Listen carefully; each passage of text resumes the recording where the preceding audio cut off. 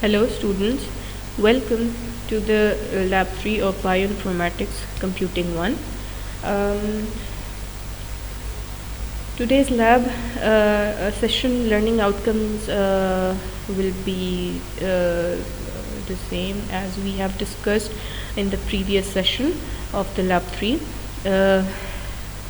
We have already discussed an overview of MD simulation, and then what is trajectory analysis, and furthermore we have also discussed the RMST and RMSF. Now we will move further and we will discuss the radius of gyration and beta factor.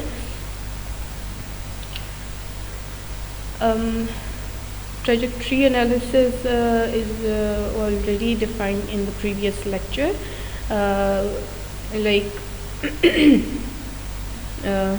कि आप जब protein को submerge करते हैं and then आपके पास एक specific trajectories आती हैं हर एक टाइम पे, हर एक टाइम स्लॉट जो आपके पास 100 NS की सिमुलेशन होती है, ठीक है। तो उसकी फिर हमारे पास फाइल्स आती हैं एंड देन हम उसको लिनक्स पे फर्दर ग्राफ की फॉर्म में उसको उन ट्रेजेक्ट्रीज़ को प्लॉट करते हैं, और फिर उन ट्रेजेक्ट्रीज़ वो सारी जब 100 नैनोसेकेंड्स की या जितने भी टाइम तक हमने सिमुलेशन रन की होती है, तो उसमें आपके पास वो सारी ट्रेजेक्ट्रीज़ 100 नैनोसेकेंड्स तक वाली आ जाएंगी अगर 100 नैनोसेकेंड्स तक का सिमुलेशन रन हुई हुई है। और उसमें फिर फर्दर फ्लक्चुएशन जैसे इसमें आ रही हैं, ठीक है, तो हमें पता चलता है कि किस किस पॉइंट पे या जो है या कितने नैनो सेकंड पे जो फ्लक्चुएशन हुई हुई है वो हाई RMST की है या लो RMST की है, एंड देन हम फर्दर उन फाइल्स को एनालाइज करते हैं, ठीक है। उनकी PDB जो हमारे पास होती हैं वो हम क्या करते हैं, निकालते हैं, और उसके बाद हम उसको काइमेरा पे या कोई भी विजुअलाइजिंग टूल के थ्रू हम उसको एनालाइज करते हैं कि वो किस जगह पे जो है आपके पास फ्लक्चुएशन आई है। फिर हमारे पास आता है ट्रेजेक्ट्री एनालिसिस में बीटा फैक्टर। RMST हमारे पास रूट मीन स्क्वायर डेविएशन थी, जो कि बैकबोन की जो डेविएशन आती है या उसकी जो फ्लक्चुएशन आती है फ्रॉम इट्स इनिशियल पोजीशन जो कि सिमुलेशन से पहले थी टू इट्स फाइनल पोजीशन जो सिमुलेशन के बाद की जो होती है उसमें कितना डिफरेंस आता है through out the 100 nanosecond simulation, ठीक है। तो हम उसी तरीके से हमने RMSF को देखा है। RMSF में हमारे पास सेम जो फ्लक्चुएशंस या सेम हम डेविएशन देखते हैं from its initial position to final position, but हम उस RMSF में हम उसकी रेजिडुअल पोजीशन देखते हैं, ठीक है, कि रेजिड्यू के जो है वो कितना उसने डेविएट किया या डायनामिक बिहेवियर शो किया है उस टाइम स्पैन में ऑफ सिमुलेशन, ठीक है, और कितना वो इवॉल्व हुआ है। इसी तरीके से जो बीटा फैक्टर है, ठीक है, बीटा फैक्टर क्या है? Basically the beta factor is a measure of the spread of atomic positions around their average positions, ठीक, due to thermal motion. It quantifies the degree of flexibility और mobility of atoms within a biomolecular structure. Beta factor भी basically जो है वो RMSF की तरह ही है। उसमें भी हम फ्लेक्सिबिलिटी या फिर कह रहे हैं डायनामिक बिहेवियर देखते हैं, लेकिन उसके हम जो टेम्परेचर हमने प्रोवाइड किया होता है उसकी बेस पे कि जब किसी रेजिड्यू का या प्रोटीन का हमने टेम्परेचर उसका यानी स्टार्ट में कम था, फिर आहिस्ता आहिस्ता वो 300 केल्विन तक या 273 केल्विन तक गया है, तो उसमें क्या क्या उसमें चेंजिंग आई है उन रेजिड्यू में, ठीक है, तो उस टाइम स्पैन में, तो उसमें भी हमारे पास फ्लक्चुएशंस आती हैं। अब यहाँ पे आपके पास एक ग्राफ है, ठीक है, जिसमें रेजिड्यू नंबर एक्स एक्सिस पे है और वाई एक्सिस पे उसके बीटा फैक्टर है, ठीक है। तो अब एक्स एक्सिस पे जो रेजिड्यूज़ हैं, अब देखिए यहाँ पे ये पिछले एग्जांपल जिस तरह से हमने RMSF में 16146 था, उसी एग्जांपल को मैंने कंटिन्यू किया है बीटा फैक्टर में भी, कि यहाँ पे भी रेजिड्यू 16 ही है 146 पे। तो ये अब थर्मली अनस्टेबल है, ठीक है। थर्मली अनस्टेबल का मतलब ये है कि वो जो रेजिड्यू है वो उसकी अपनी स्टेबल एक्चुअल जो उसकी पोजीशन है वो नहीं है, जिसकी वजह से वो थर्मली अनस्टेबल होगी, यानी कि उस एनवायरनमेंट में वो एक अनस्टेबल बिहेवियर शो कर रहा है, जो कि उसका अपना बिहेवियर उस तरह का नहीं है अगर वो नॉर्मल उसमें टेम्परेचर या नॉर्मल सिचुएशन में अगर हो।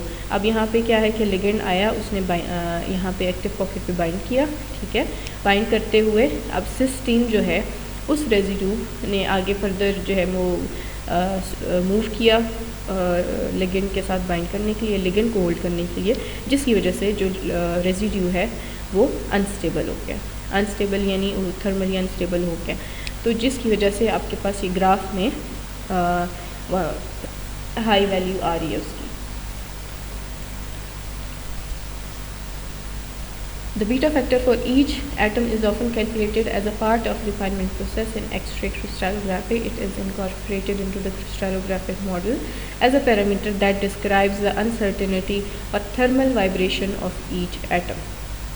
ये भी हमारे पास जो एक्स-रे क्रिस्टलोग्राफी जब हम स्ट्रक्चर्स को उस पर करते हैं, एक्स-रे क्रिस्टलोग्राफी करते हैं, प्रेडिक्ट करते हैं उनके स्ट्रक्चर की जो होते हैं प्रोटीन के स्ट्रक्चर्स, उस टाइम पे भी इसको कैलकुलेट किया जाता है एक रिफाइंड फॉर्म में।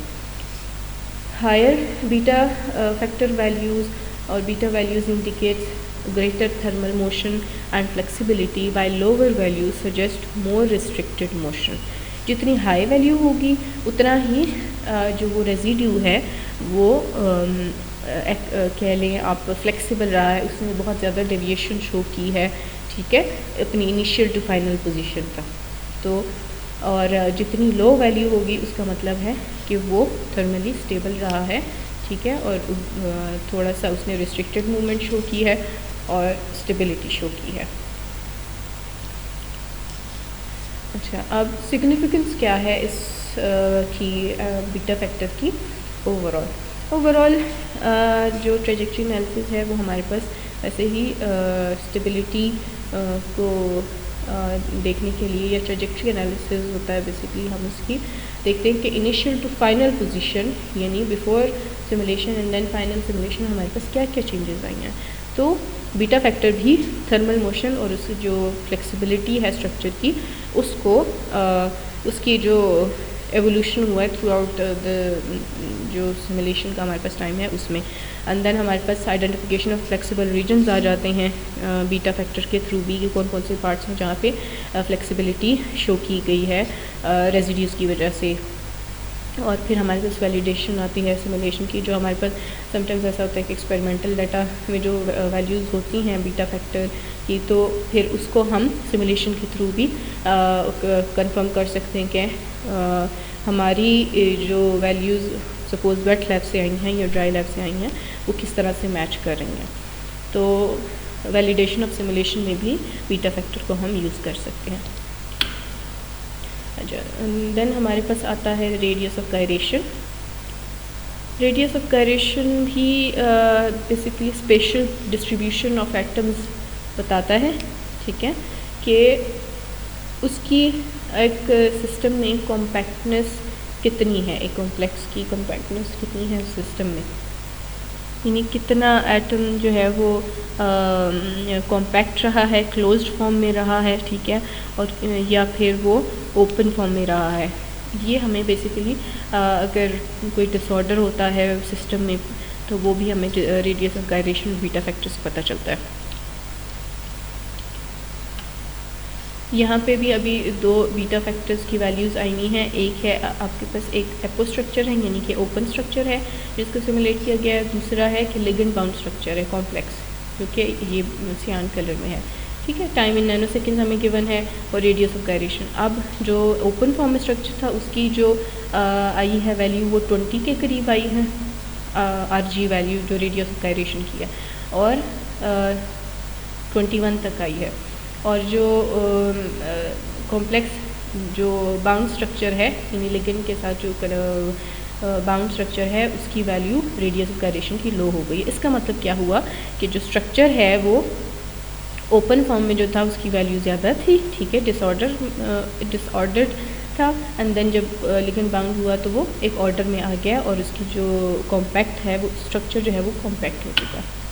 अभी यहाँ पे एक एग्जांपल आपके सामने है कि बिफोर जो सिमुलेशन था तो वो लिगेंड का जो स्ट्रक्चर था, ठीक है, उसका ये एराइल, ये वाला जो रिंग है, ये रिंग स्ट्रक्चर इसका लेफ़्ट साइड पे था।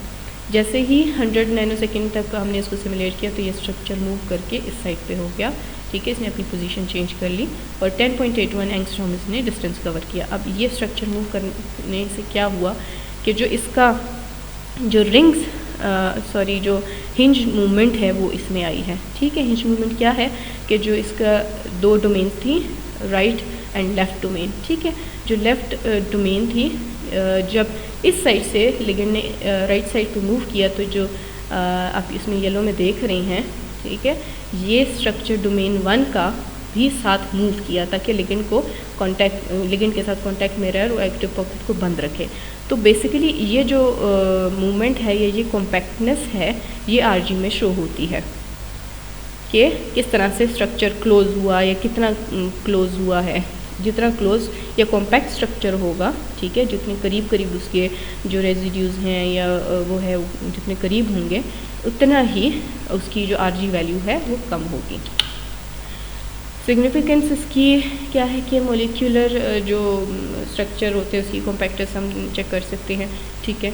जितनी जो स्मॉल वैल्यू होगी आरजी की उतना ही स्ट्रक्चर कॉम्पैक्ट होगा और उतना ही फोल्डेड स्ट्रक्चर होगा। जितनी लार्जर वैल्यू होगी उतना ही इसका मतलब है कि स्ट्रक्चर जो है वो एक्सटेंडेड है या ओपन स्ट्रक्चर है। कन्फर्मेशनल चेंजेस भी हम उसमें से स्ट्रक्चर में से दे सकते हैं। जैसे पिछले एक स्लाइड में मैंने एग्जांपल दी है आपको कि लिगेंड ने मूव किया, उसी तरह से जो हिंज मूवमेंट थी वो भी उसमें आ गई, यानी कि डोमेन जो लेफ़्ट साइड की डोमेन थी वो भी क्लोज होके मतलब राइट साइड पे मूव कर रही है। तो ये कन्फर्मेशनल कुछ चेंजेस आ जाती हैं डोमेन्स में। फिर उसके बाद आपके पास है कि कंपैरिजन वैलिडेशन के जो हमारे पास एक्सरे क्रिस्टलोग्राफी या एनएमआर से जो भी हमारे पास मेजरमेंट्स होती हैं आरजी वैल्यू किसी भी प्रोटीन स्ट्रक्चर की, वो भी हम उसकी एक्यूरेसी को भी चेक कर सकते हैं। समरी ऑफ ट्रेजेक्ट्री एनालिसिस में हम आज के लेक्चर में देखा है हमने कि बीटा फैक्टर क्या है और आरजी वैल्यू क्या है। Beta factor dynamic behaviour of individual atoms in response to temperature and RG यानी radius of gyration shows how much the protein structure is compact और फोल्डेड। ओवरऑल हमने ट्रेजेक्ट्री एनालिसिस में 4 trajectory analysis पढ़े हैं। RMSD यानी root mean square deviation, RMSF root mean square fluctuation, beta factor, ठीक है, and then radius of gyration. तो RMSD is the dynamic behavior of the backbone structure of the protein, ठीक है, and RMSF is the fluctuation of residues from its initial to final position. Beta factor is basically the individual atoms response to temperature, and then RG is protein structure की जो हम compactness देखते हैं वो है। Thank you.